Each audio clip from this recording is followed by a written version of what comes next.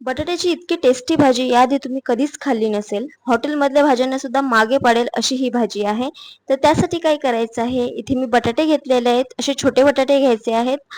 त्यानंतर हे बटाटे स्वच्छ पाण्याने धुवून घ्यायचे आहेत. त्यानंतर कुकरच्या भांड्यामध्ये हे बटाटे घालून त्यामध्ये 1 ग्लास पाणी घालायचं, थोडंसं मीठ घालायचं आणि कुकरला एक साधारण 4 शिट्ट्या ह्याच्या काढून घ्यायच्या. इकडे कढईमध्ये पाणी गरम करून त्यामध्ये 2 सुक्या मिरच्या घातलेल्या आहेत. त्याचबरोबर कांदा आणि टोमॅटो छान असा उकळवून घेतला आहे.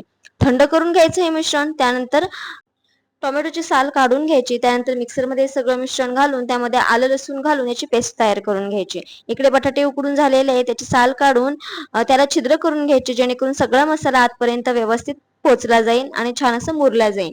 तर आता इकडे कढईमध्ये तेल गरम करून हे सगळे बटाटे फ्राय करून घेतलेले आहेत. त्याच कढईमध्ये थोडंसं जिरं घालायचं आणि काही खडे मसाले घालून मिनिटभर परतवून घेतला. त्यानंतर हे तयार केलेलं वाटण घालायचं, छान असं परतून घ्यायचं.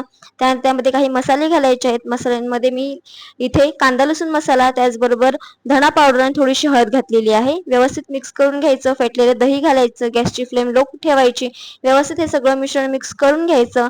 त्यानंतर याच्यामध्ये फ्राय केलेले बटाटे घालायचे. छान असं मिसळून घ्यायचं. तुम्हाला कितपत ग्रेव्ही हवी आहे त्यानुसार पाणी घालायचं. चवीनुसार मीठ घालायचं. ढवळून घ्यायचं आणि झाकण ठेवून मस्त असं एक 5 ते 10 मिनिटांसाठी हे उकळवून घ्यायचं आहे. त्यानंतर मस्त अशी भाजी रेडी झालेली आहे. त्यावरून गरम मसाला घालायचा, बारीक चिरलेली कोथिंबीर घालायची. चपाती, भाजी, भातासोबत भन्नाट लागते. तर नक्की ट्राय करून बघा. व्हिडिओ आवडला असेल तर like, share, subscribe. Thank you.